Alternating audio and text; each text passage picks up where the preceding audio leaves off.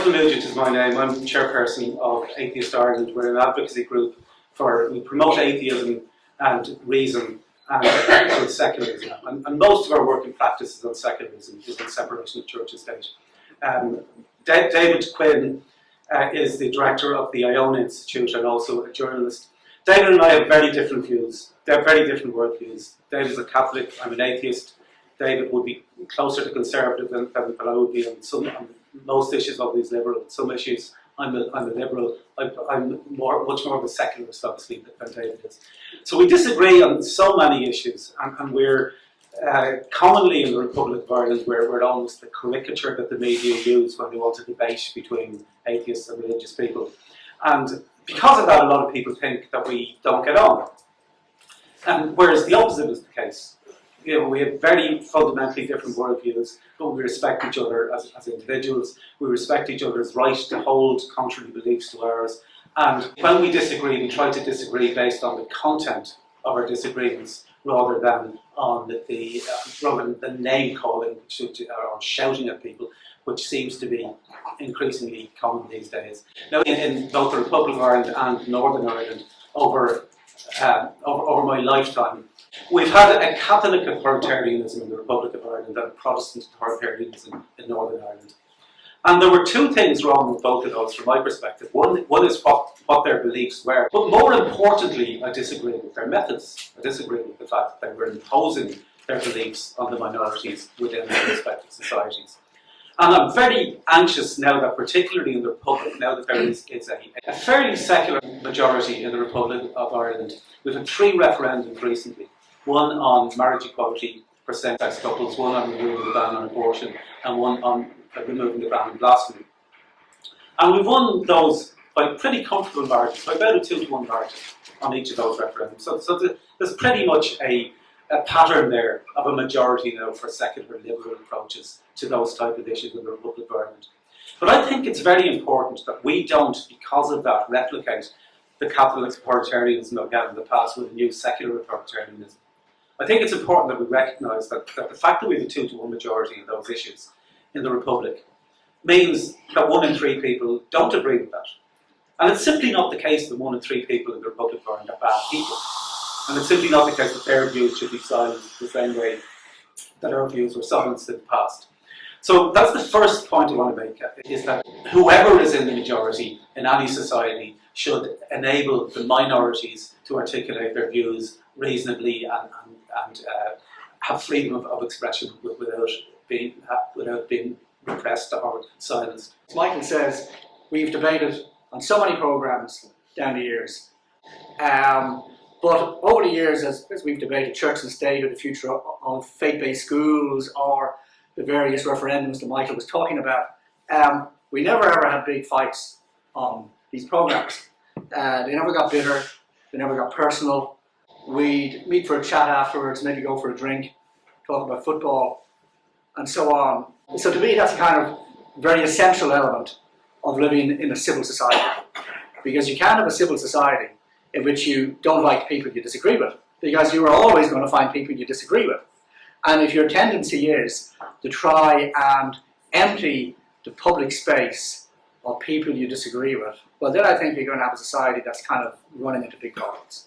And obviously up here in Northern Ireland, there was 2 types of sectarianism, I guess. One was religious and one was political, around the nationalist question. And we obviously still have echoes of that today.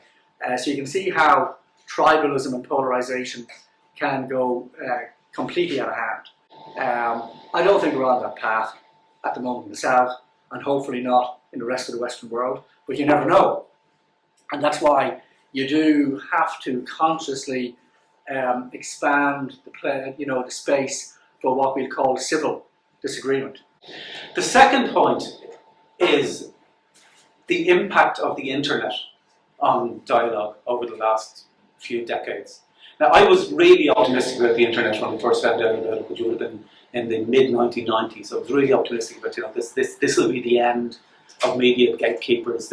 Everybody would be able to communicate their views helpfully and reasonably. You can find people who share your views and so on. And that has happened, but it has also brought a dark side with it as well, which is that people who tend to get angry and who would normally in face-to-face interactions have the normal social inhibition against just shouting at people like they have in real life, don't have that when you're sitting behind a keyboard, and don't have that when you can gather together online with loads of other people who like shouting at people.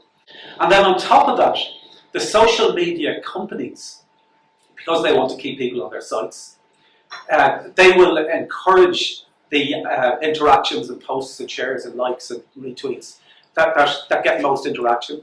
And unfortunately, due to human nature, the ones that are shared the most tend to be confrontational and aggressive content rather than kind and reasonable content. So you've got a situation where you're constantly being shown content on the internet that is hostile.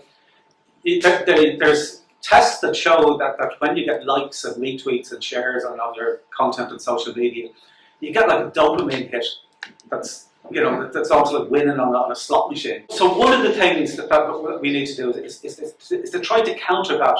Now, not trying to counter people airing their views on the internet. It's very important that everybody can air their views, but try to have online dialogue as reasonable as possible, have it as constructive as possible, and try to have people who want to engage reasonably be able to work together and engage reasonably. And that's largely what we'd like to discuss today.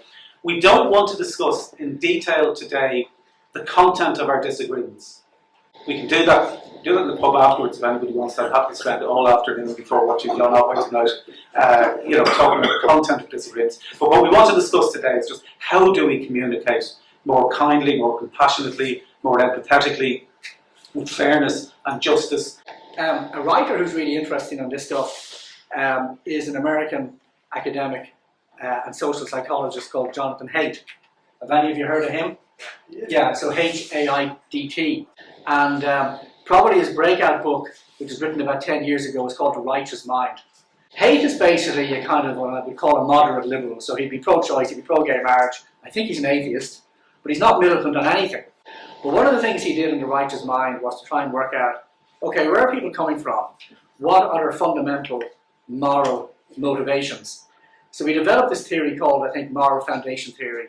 And I think there's a website called Moral Foundations. Okay, so you can look it up very easily. But the moral foundations that he looks at are, number one, care. Now he says care is the kind of most basic origin of kind of altruism within nature, because it arises in the instinct of almost every animal to care for and protect their young. So the care instinct originates in evolutionary terms with that very basic instinct of animals, almost all animals, to protect their young. And he said the opposite of that, of course, is harm. Then the second moral foundation is fairness. And he says ideas of equality and justice arise out of fairness. And the opposite of fairness would be cheating. The opposite of care is harm. He talks about loyalty. And loyalty can manifest itself in patriotism. And of course the bad side of that is chauvinism and maybe xenophobia. And then another one on this kind of moral palette, as he calls it, is authority. And the shadow side of authority is authoritarianism. The good side of it would be, having respect for people who are in natural positions of authority, like the police, or teachers, or parents, or once upon a time, and still in certain circles, clergy. And then in many cultures, sanctity is very important. Not becoming impure, and that could be, like in lots of religions, there's very strong hygiene rules, for example. And what he says is, almost everybody, no matter what their ideological perspective, is operating out of one of these moral foundations, or more than one of these moral foundations. And he said the people on the liberal side very strongly emphasise care, and very strongly emphasise fairness, and also kind of horrified by the way authority can go into authoritarianism. And he says people on the more conservative side, well, they emphasise all of them, but not in the same kind of mix. Conservatives often very strongly favour loyalty. They very strongly favour authority. And again, we see how loyalty can go from patriotism to chauvinism and xenophobia, and authority can go into authoritarianism. And obviously sanctity is important to religious people. And so they tend to have a different mix of these things. But he says, at bottom, everybody including the people you most vehemently disagree with, are in some way going off this set of moral foundations. There are some people that you can't reason with. That's clear. At one extreme of the spectrum, there are people that you can't have reasonable dialogue with. At the other end of the spectrum, there's people that you don't have to have reasonable dialogue with because you agree with each other. But I think that there are more people in the middle ground that are capable of reasonable dialogue than you get the impression of from social media dialogue. Social media tends to create the impression that everybody is either 100% great or 100% evil. And both sides think that it's the other side that's evil. And I think it's because of these social bubbles where you're only listening to people who agree with you. With regard to the social contract theory, personally, I think without going into the details of what will come out of it, I would go along with John Rawls' social contract theory, which is what type of rules for society would perfectly rational people come up with if they didn't know what place they would have within that society. So if they didn't know whether to be male or female, they didn't know whether they're rich or poor, they didn't know whether they're healthy or unhealthy, what type of rules would you come up with if you didn't know where within the society you were? Personally, as just an addition, I would add in that you shouldn't know what species you are. And I think if we didn't know what species we are, we'd come up with a very different set of rules for society. With regard to the middle ground again, nobody's going to win the argument or persuade society by themselves. What happens within democracy is different people are nudging the debate in one direction and other people are nudging the debate in the other direction. And it's the cumulative effect of all of those that helps society to move in whatever direction it moves in. Now, I personally completely support the right to abortion. I support LGBT rights. I support all of the classic liberal rights, and I have done for decades. I remember campaigning in the 1983 pro-life referendum in the Republic, and a child coming over. This shows how bad things were. A child coming over to them was putting up posters and saying, "My mommy said you're going to go to hell for putting up that poster." So that's the context in which we were campaigning in the 1980s. Now things have moved on considerably. But the way that it's moved on is not by shouting at people. It's by compassion and empathy and dialogue with that vast swathe of middle ground that aren't on one extreme or other.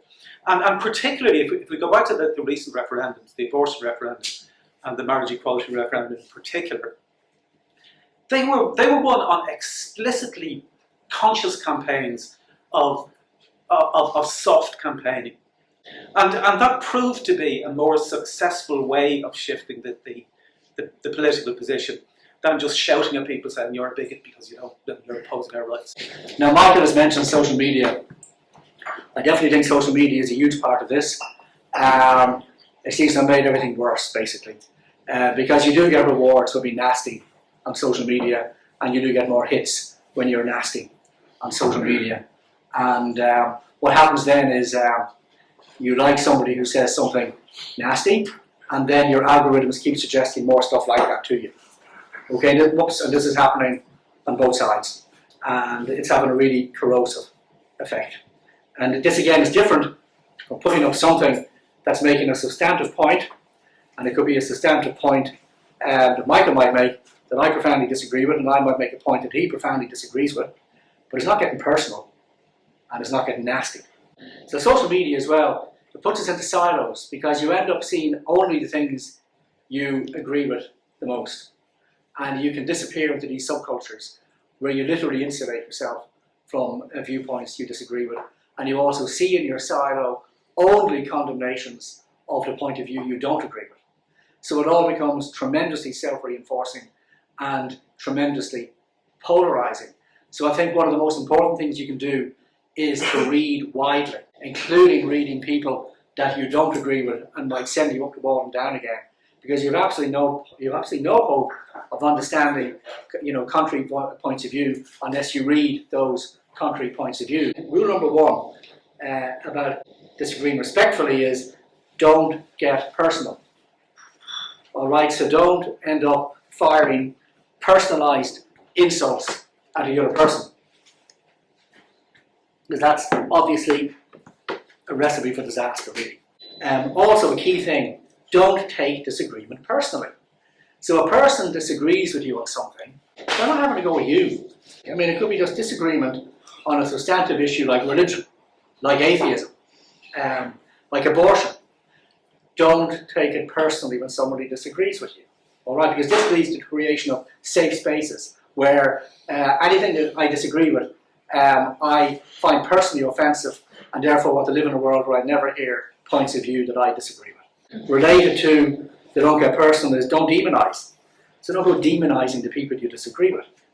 Another one, don't assume the bad faith of the people you disagree with. So don't think that because, well, that person says something I profoundly disagree with, that they must therefore have a bad motivation for it. I mean, I think a basic starting point must be to assume the good faith of the other person, even if you think they're a total fool, all right, and even if you think their argument is ridiculous, all right, at least begin by assuming presumption of innocence on the good faith versus bad faith thing, and then maybe you'll discover later they're operating in bad faith, that they're just a complete stirrer, all right, but don't start off with that assumption.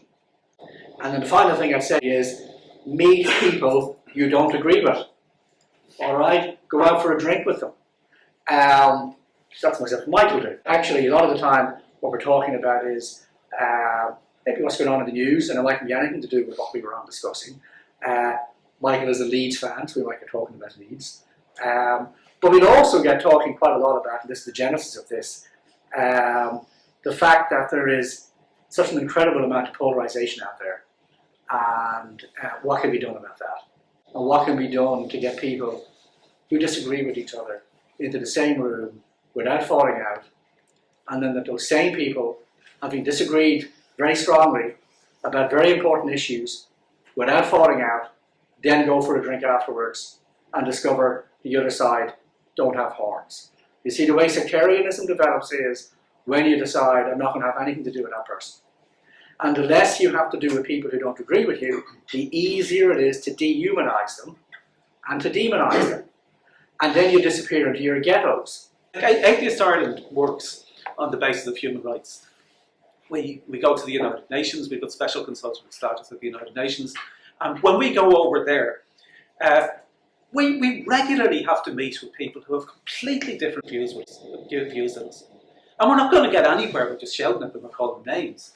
No, we have to engage with them. I'm saying this from a position of promoting liberal democracy, is that recognising that the people who disagree with us are not bad people is a necessary starting point for changing views within society. If we start off by assuming that everybody on the other side is bad people, then we won't get any change.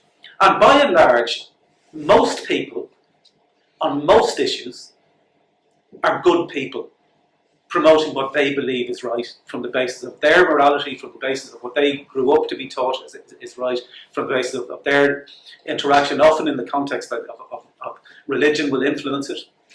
If you believe, I don't, but if you genuinely believe that the creator of the universe is telling you that this is right, then that's a very strong incentive to believe that it's right. Even if it isn't, you know, it's a very strong incentive. But we'll gradually get there. Like I do think that society is moving in the right direction. Certainly we're better off than we were, you know, a couple of hundred years ago. But there is this recent tendency towards more and more polarised debates, towards more and more tribalism. Now, the whole thing about human rights, you see, people on both sides of the debate think, well, you're attacking human rights. No, you're attacking human rights. And so a good example of that is obviously abortion. So both sides are thinking, you're attacking a key right. All right, so the question is, where do you go with that? So once upon a time, obviously, pro-lifers said, we shouldn't have a debate about this at all because the stakes are too high and unborn life is going to be taken. And so for a lot of time, the debate wasn't permitted. And we go back to the 1983 referendum and the sheer demonisation of people who were on the pro-choice side at that time. And now it's been kind of flipped on its head. And when you can't say that, and that pro-life point of view, or anti-choice point of view, shouldn't be heard because it's an attack on bodily autonomy. and you get into this situation where both sides are saying you're attacking somebody's rights, and you shouldn't be given a platform to say that. And that's where the polarisation and tribalism and divisiveness and so on comes from, because both sides are playing it very much as a zero-sum game. Now, what's the answer to that? In my opinion, the answer is politics. All right, you just debate it within the public sphere. You mightn't like each other's point of view. You might both think you're undermining crucial rights, but you can't shut down the debate on either side of the equation. So you just try to win politically, and that's why we developed democracy, so that you could seek to persuade the public of your point of view. And again, you might say, well, if you win, you're going to take away rights. No, if you win, you're going to take away rights. So we not even have to debate them. But that's why we developed the kind of political forms we have today, and we shouldn't short-circuit them.